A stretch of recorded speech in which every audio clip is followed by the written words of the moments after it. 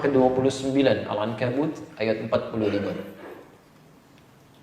Lihat statement Al-Quran. Innas salata tanha 'anil fahsya wal munkar. Masya Allah.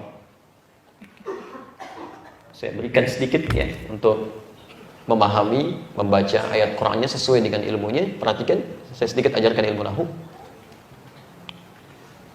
Innas salata tanha 'anil fahsya wal munkar. Pertama perhatikan, ayat ini dimulai dengan kata inna.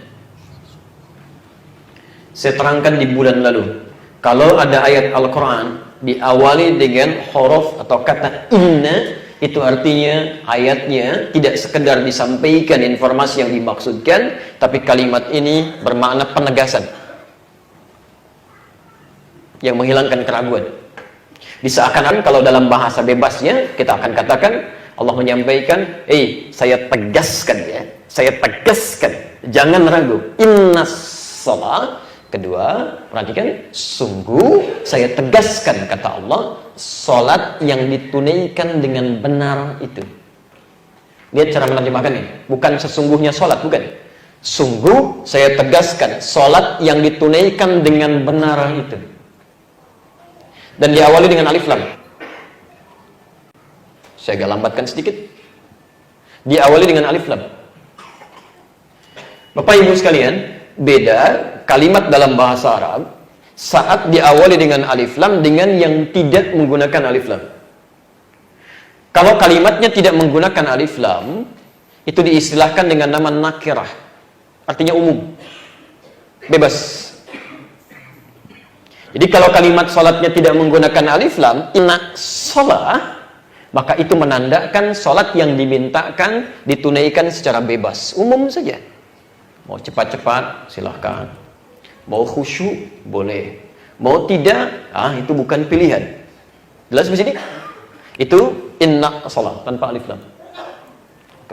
Tapi kalau kalimatnya menggunakan alif lam, maka ini diistilahkan dalam kaidah bahasa Arab di ilmu nahwu dengan istilah ma'rifah. Sesuatu yang khusus. Ada ketentuannya.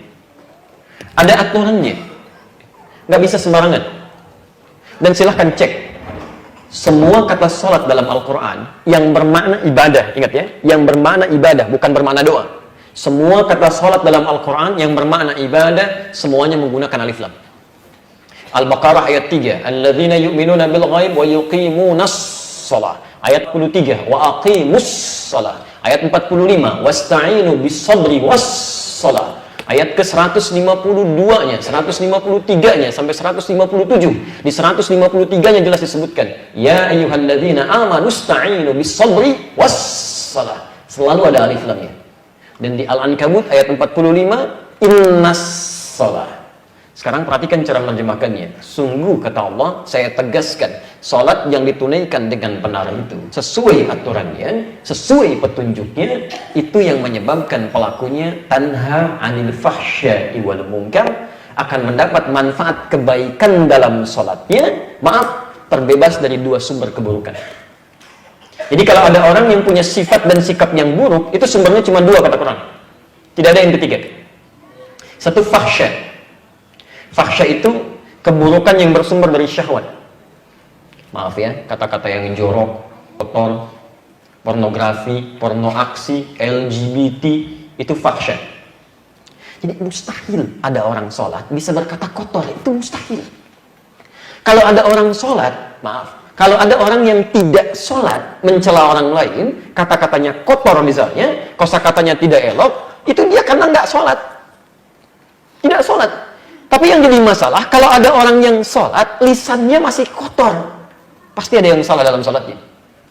Pandangannya tidak punya filter, semua yang buruk dilihat, ada yang keliru dalam sholatnya. Karena orang yang sholatnya benar itu, dari ujung kepala sampai ujung kakinya, itu pasti terjaga dari perbuatan fahsya. Munkar, keburukan yang diingkari oleh hati, sumbernya nafsu perut dan akal. Mencuri itu munkar, korupsi itu munkar. Ya, mohon maaf, berselisih itu mungkar, merampok itu mungkar, membunuh itu mungkar. Ini mustahil ada orang sholat bisa korupsi, mustahil. Mustahil ada orang sholat mencuri, itu mustahil. Kalau ada orang tidak sholat kemudian mencuri, karena memang nggak ada iman dalam jiwanya. Tapi kalau ada orang sholat masih bisa mencuri, ada yang salah dalam dirinya. Yang saya kadang-kadang tidak habis mengerti dia. Saya nggak tahu kalau di Andor itu. Di beberapa tempat masih ada orang mau datang ke masjid, mau sholat, masih takut kehilangan sandalnya. Sampai dibikinkan rak tempat sandal ada tulisan, hati-hati dengan sandal Anda. Padahal mau sholat. Pasti ada yang keliru. Ada yang keliru. Karena silahkan perhatikan, sahabat-sahabat Nabi ketika turun ayat tentang sholat, dilatih tentang sholat, Masya Allah Pak. Yang keras jadi orang paling lembut. Bahkan menjadi ketegasan dalam kebaikan. Yang terpecah jadi menyatu lagi. Semua unsur kebaikan itu muncul. Yang sedekah tak terkira sedekahnya. Yang menolong tak terkira pertolongannya. Bahkan orang-orang Ansor ketika kedatangan orang-orang Mekah Muhajirin itu Masya Allah. Sampai dilukiskan di Quran surah 59 ayat 9 sampai 10. Mereka akan memberikan apapun yang mereka miliki. Walaupun pada hakikatnya mereka sendiri butuh pada pemberian itu. Itu nasi tinggal satu piring, Bu. Ya, mereka sendiri belum makan, tapi karena melihat saudaranya terlihat kelaparan, itu nasinya diberikan pada orang lain dulu sebelum sendirinya mengkonsumsi nasi tersebut. Anda bisa bayangkan, orang yang haus, datang kehausan, tiba-tiba diterima oleh orang yang bawa minuman. Orang yang lapar, diterima oleh orang yang bawa makanan. Yang paling hebat, orang jatuh fakir, tadinya kaya, Abdurrahman bin Auf, radhiyallahu ta'ala anhu, karena hijrah itu diambil semua hartanya. Beliau hanya boleh meninggalkan Mekah dengan pakaiannya melekat di badannya. Itu sampai Madinah, diterima oleh orang paling kaya di Madinah, sampai mengatakan kalimat hebat berikut. Kata beliau, akhil karim, sami'tu annaka kunta ghaniyan. Saudaraku yang mulia, saya dengar Anda pernah kaya saat di Mekah. Kalau ingin kaya lagi, silahkan ambil setengah kekayaan saya. Khudh bisadari. Saya dengar Anda ditinggalkan oleh istri dan keluarga Anda. Kalau ingin menikah lagi, pilih perempuan paling cantik di Madinah. Saya fasilitasi dengan pernikahan itu. Anda bisa bayangkan sehingga turun ayat di situ memuji orang-orang Madinah. Wa yu'thiruna 'ala anfusihim walau kana bihim khassasah. Bahkan mereka bisa melebihkan untuk orang lain sekalipun dirinya memerlukan keadaan itu. Itu dilatih itu. Di mana sekarang kalimat-kalimat itu? Kita hafal ayatnya, mungkin satu dengan yang lainnya hadisnya kita paham, bagaikan satu bangunan, saling menguatkan. Kalau satu sakit jangan merasakan. Temannya kebanjiran cuma nonton. Ya. Ada yang videokan, tiba-tiba bikin status, gitu kan? Hadisnya nggak ada. Satu. Ya. Jadi mohon maaf kalau selama ini kita sholat, tapi lisan kita masih kurang baik. Mata kita masih kurang baik. Apa fungsi mata? Masih ingat? Melihat yang baik-baik. Baik, jadi kalau orang sholat itu karena matanya sering melihat ke kiblat, maka dia akan pastikan begitu melihat yang baik-baik. Jadi kalau Anda sering sholat tapi pandangan Anda masih melihat yang tidak baik, ada yang salah dalam sholatnya. Itu baru mata. Apa fungsi telinga? Apa fungsi lisan? Bicara yang baik-baik. Itu baru yang ada di kepala, belum yang ada di tangan. Jemarinya, belum disampai dengan ke ujung kaki.